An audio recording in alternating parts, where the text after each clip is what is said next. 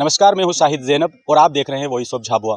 इस वक्त मेरे साथ मौजूद है थानला विधानसभा से जय समर्थित उम्मीदवार माजू डामोर। आइए हम माजू डामोर से बात करते हैं, क्या है उनके चुनावी मुद्दे और किन मुद्दों को लेकर वो चुनाव लड़ने जा रहे हैं।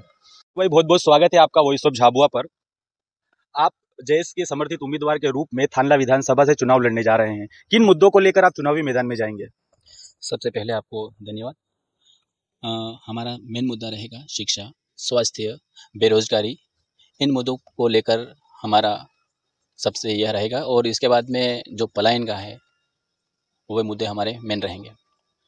आप खुद एक शिक्षक रहे और आज कांग्रेस की ओर से भी कुछ शिक्षा को लेकर के योजनाएं बताई जा रही है, जैसे कि पहली से 8वीं तक के बच्चों को 500 रुपये, 9वीं से 10वीं वालों को 1000, 11वीं से 12वीं वालों को 1500। इसके लिए क्या कहना चाहेंगे आप? देखो, शिक्षा के क्षेत्र में आज तक देखते हैं तो अभी वर्तमान में भी कई शालाएं शिक्षक विहीन हैं। जहां तक हो सके सिर्फ एक मेहमान के रूप में एक ही साल के लिए अतिथि के रूप में काम कर रहे हैं। तो जब अतिथि कम पैसों में 4000, 5000, 2000 में काम करवा रहे हैं तो वो न समय पे वो भी पहुंच पा रहे हैं, क्योंकि उनको जो रोज़गार मिलना चाहिए, जो वेतन मिलना चाहिए वो भी नहीं मिल पा रहा है और जितनी मेहनत करनी चाहिए वो भी नहीं हो पा रही है। और जो पहले जो पूर्व में जो वर्तमान विधायक हैं या ये जनजाति मोर्चा के अध्यक्ष माननीय ये कल सिंह जी भवर, उन्होंने भी ध्यान नहीं दिया। और ये जो अभी लॉलीपॉप दे रहे हैं कि शिक्षा और बच्चों को हम यह 500 रुपये, 1000 रुपये देंगे, तो वहाँ पैसों की ज़रूरत नहीं है, वहाँ अच्छी शिक्षा की ज़रूरत है। वर्तमान में अच्छी शिक्षा देंगे बच्चों को और गुणवत्ता युक्त देंगे तो बच्चे आगे बढ़ेंगे, तो पैसों से आगे नहीं बढ़ना है। कांग्रेस ने एक और योजना प्रियंका गांधी ने कही है कि 6ठी अनुसूची लागू करेंगे, उस पर क्या कहना है आपका? देखो, 75 साल तो हो चुके हैं कांग्रेस के, तो उस समय जब करनी थी उस समय क्यों नहीं करी, अब क्यों करना चाह रहे हैं? होना चाहिए, हम तो, हमारी डिमांड है, मांग है, इसीलिए तो हम लड़ना चाह रहे हैं कि हमारा जो हक अधिकार हमें जो है वो नहीं मिल पा रहा है। तो इतने सालों से ये बैठे थे, अभी ये बोल रहे हैं कि हम कर रहे हैं। अच्छा है, करेंगे, पर इतने समय से क्या कर रहे थे? आपके सामने बीजेपी से कल सिंह भाभर है और कांग्रेस की ओर से लगभग वीर सिंह भूरिया है, किसे चुनौती के रूप में ज़्यादा देखते हैं आप? देखो, दोनों पार्टियों को हम चुनौती दे रहे हैं। ना कल सिंह जी जीत पाएंगे, ना वीर सिंह जी जीत पाएंगे, क्योंकि इनका जो कार्यकाल उन्होंने पहले कर चुके हैं, उनकी जो योजनाएं थी या जो उनके जो वादे थे वो सब खोखले निकले। जैसे कि वर्तमान में जो वीर सिंह एमएलए हैं, वो न उनकी जो योजनाएं होनी चाहिए, जो शिक्षा के क्षेत्र में भी देखो, स्वास्थ्य के क्षेत्र में भी देखो, खाली वो क्या है कि टैंकर, डीपी तक ही सीमित रहे। वास्तव में उनका जो कर्तव्य बनता है वो इन्होंने नहीं किया, न कल सिंह भाभर जी ने नहीं किया। अभी इनकी सरकार है, कल सिंह भाभर जी की सरकार है। वर्तमान में जो 8 लाइन निकला है, तो हजारे हमारे आदिवासी गरीब परिवार हों जो घर से बेघर हो गए, उनकी ज़मीनें चली गई, तो उनके लिए मुद्दे उठा सकते थे। आज तक उन्होंने ना मुद्दे उठाए, ना कहीं योजना ऐसी बनाई कि वो रोक सके। के भी पदाधिकारी मौजूद हैं। माधु भाई, किस प्रकार से आप जय समर्थित उम्मीदवार लेकर के चुनावी मैदान में जा रहे हैं? किस प्रकार से आदिवासी क्षेत्र में अपने समझा रहे हैं? किस प्रकार से आप अपना जो विज़न है वो बताने की कोशिश कर रहे हैं? धन्यवाद। मैं यहाँ की थांदला की विधानसभा की जनता से मेरा एक अपील है। हमारा जो जयस समर्थित उम्मीदवार हमने खड़ा करा है, तो हमारा जैसे हमने वीर सिंह जी को भी देखा, कल सिंह जी को देखा, आज तक हमने विधानसभा क्षेत्र जब लगता है वहाँ हमारे जो मुद्दे की आज तक उठाए हमने नहीं देखा है। तो हमारा जो उम्मीदवार अगर जीत के जाता है और हम निश्चित ही जीत के इनको भेजेंगे और मुद्दे उठाने का बोलेंगे। माजू भाई, जैसे आपके सामने बीजेपी की तरफ से कल सिंह भाभर हैं और कांग्रेस की तरफ से लगभग वीर सिंह भूरिया है। दोनों अनुभवी है, किसी ने 5वीं बार चुनाव लड़ रहे हैं, कोई तीसरी बार चुनाव लड़ रहा है और आप एकदम नए हैं। कुछ चुनौतियां आपके सामने आ रही है ग्रामीण क्षेत्र में, आप जब जाते हैं, जब लोगों को अपना समझाने की कोशिश करते हैं, अपने विजन, अपने जो आगे की आपकी क्या कार्य रहेंगे वो समझाने की कोशिश करते हैं, उसके लिए कुछ चुनौतियाँ आती है या आप पहले से तैयारी कर चुके थे? जयस का जो संगठन है उसने पहले से तैयारी करी थी?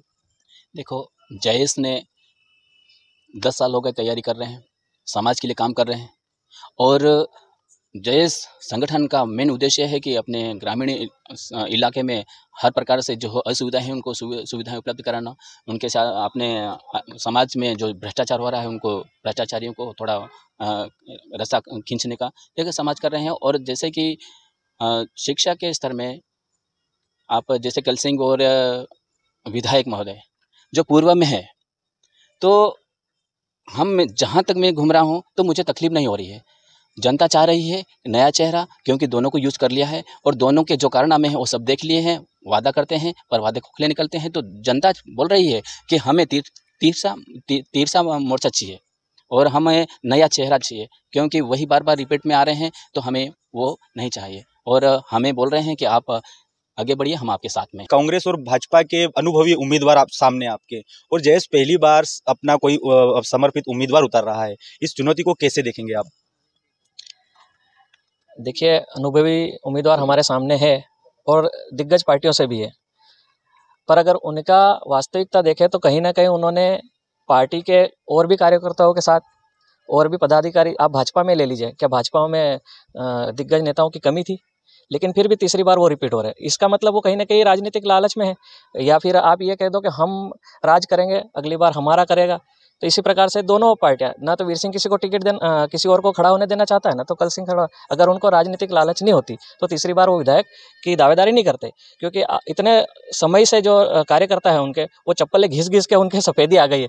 मतलब हमारी उम्र 32 साल है, 32 साल से अगर उनका देखा जाए तो वो 42 के 52 साल के हो गए, लेकिन उनको टिकट नहीं मिली। एक दादा तो 60-70 साल के होने वाले हैं, उनको भी टिकट नहीं मिली। तो कहीं ना कहीं ये तो राजनीतिक लालच है, जो कल सिंह जी ले लो आप या वीर सिंह जी ले लो, दोनों हम राजनीति हम ही करेंगे, हमारे सिवा कोई नहीं करेंगे। तो इस बार कार्यकर्ता उनके खुद के नाराज है, वो खुद नहीं चाहते हैं कि हमारे इनको ही टिकट मिले और यही विधानसभा। मतलब आपका ये कहना है कि अगर बीजेपी की फूट है वो जयेश के लिए फायदा हो जाएगा?